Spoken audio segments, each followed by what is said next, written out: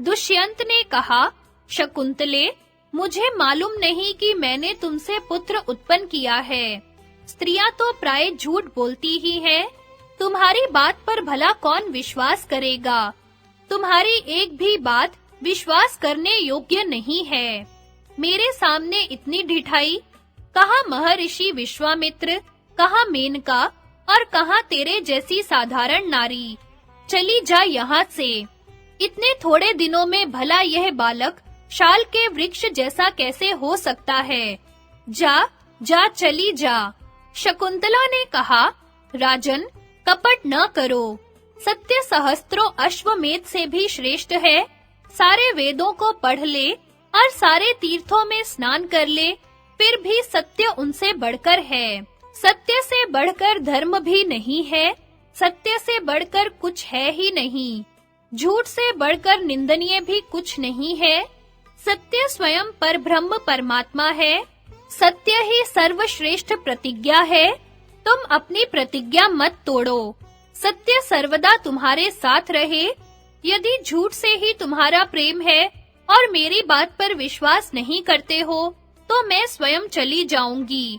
मैं झूठे के साथ रहना नहीं चाहती। राजन, मैं कहे देती हूँ कि चाहे तुम इस लड़के को अपनाओ या नहीं, मेरा यह पुत्र ही सारी पृथ्वी का शासन करेगा। इतना कहकर शकुंतला वहां से चल पड़ी। इसी समय ऋत्विज, पुरोहित, आचार्य और मंत्रियों के साथ बैठे हुए दुष्यंत को संबोधित करके आकाशवाणी ने कहा, माता तो केवल भाथी के समान है, पुत्र पिता का ही होता है, क्योंकि पिता ही पुत्र के रूप में उत्पन्न होता है। तुम पुत्र का पालन पोषण करो, शकुंतला का अपमान मत करो। अपना औरस पुत्र यमराज के पंजों से छुड़ा लेता है। सचमुच तुम्ही ने इस बालक का गर्भाधान किया था। शकुंतला की बात सर्वथा सत्य है। तुम्हें हमारी आज्ञा मानकर ऐसा करना ही चाहिए। तुम्हारे भरण पोषण के कारण ही इसका नाम भरत होगा। आकाशवाणी सुनकर दुष्यंत आनंद से भर गए। उन्होंने पुरोहित और मंत्रियों से कहा, आप लोग अपने कानों से देवताओं की वाणी सुन लें। मैं भी ठीक-ठीक यही जानता हूँ और समझता हूँ कि यह मेरा पुत्र है।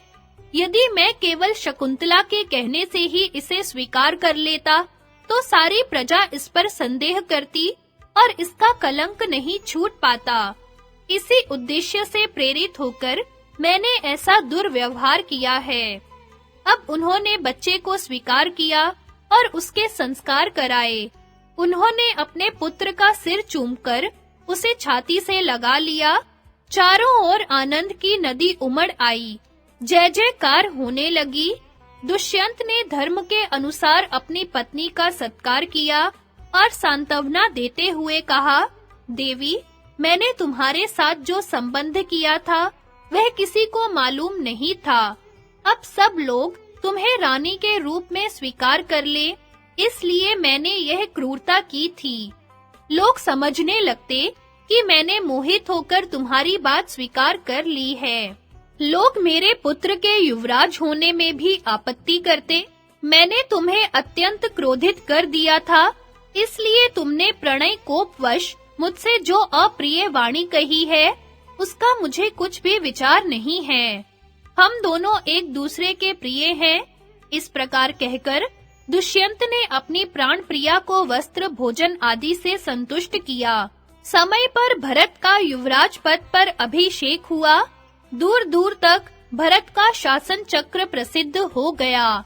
उसने राजाओं को जीतकर वशवर्ती बना लिया और संत सम्मत धर्म का पालन करके अनुत्तम यश लाभ किया। वह सारी पृथ्वी का चक्रवर्ती सम्राट था। उसने इंद्र के समान अनेकों यज्ञ किए।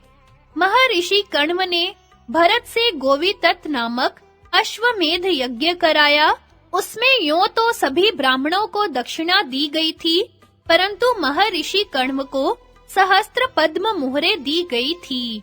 भरत से ही इस देश का नाम भारत पड़ा और वे ही भरत वंश के प्रवर्तक हुए।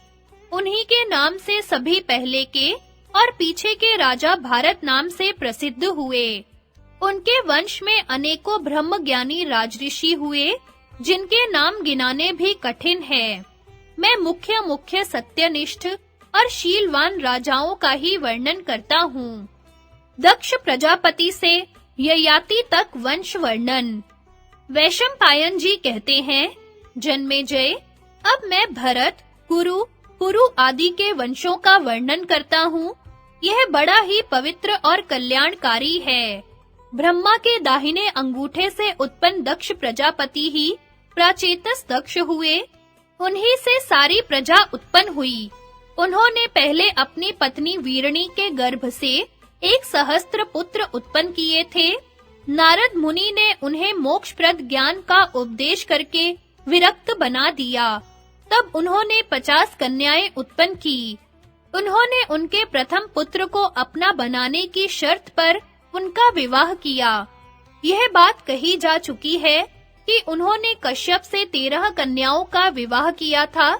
कश्यप की श्रेष्ठ पत्नी अदिति से इंद्र और विवस्वान आदि पुत्र हुए थे। विवस्वान के ज्येष्ठ पुत्र मनु थे और कनिष्ठ यमराज। मनु बड़े धर्मात्मा थे। उन्हीं से मानव जाति की उत्पत्ति हुई और सूर्य वंश मनु वंश के नाम से कहलाया। ब्राह्मण, क्षत्रिय आदि सभी मानव कहलाते हैं। ब्राह्मणों ने सांग वेदों को धारण किया। मनु के 10 पुत्र ये हैं: वेन, धृष्णु, नरिष्यंत, नाभाग, इक्ष्वाकु, कारुष, शर्याति, ईला कन्या, प्रशद्र और नाभागा रिष्ट। मनु के 50 पुत्र और भी थे, परंतु वे आपस की फूट के कारण लड़ मरे। ईला से पुरुरवा नाम का पुत्र हुआ। ईला पुरुरवा की माता और पिता दोनों ही थी। पुरुरवा समुद्र के 13 द्वीपों का शासक था। वह मनुष्य होने पर भी अमानुषिक भोग भोगता था। अपने बल पौरुष के मत से उन्मत्त होकर पुरुरवा ने ब्राह्मणों का बहुत सा धन एवं रत्न छीन लिए। सनत कुमार ने ब्रह्मलोक से आकर उसे बहुत समझाया भी, परंतु उस पर कोई असर नहीं पड़ा। ऋषियों ने क्रोधित होकर शाप दिया और उसका नाश हो गया। यह वही पुरुरवा है जो स्वर्ग से 3 प्रकार की अग्नि और उर्वशी अप्सरा को ले आया था।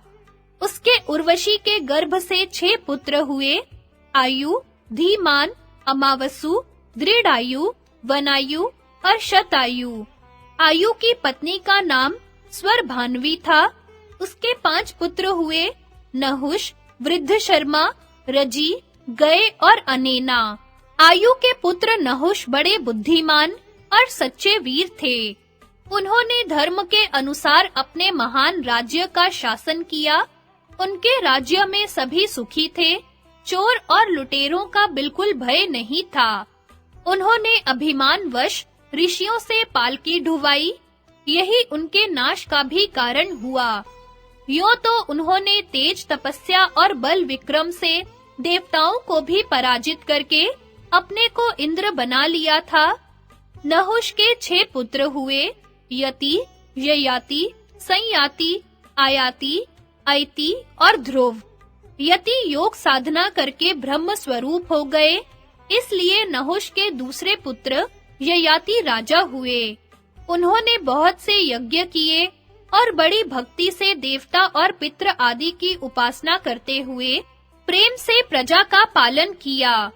उनकी 2 पत्नियां थी, देवयानी और शर्मिष्ठा। देवयानी से 2 पुत्र हुए, यदु और तुर्वसु, तथा शर्मिष्ठा से 3 पुत्र हुए, द्रुह्यु, अनु और पुरु।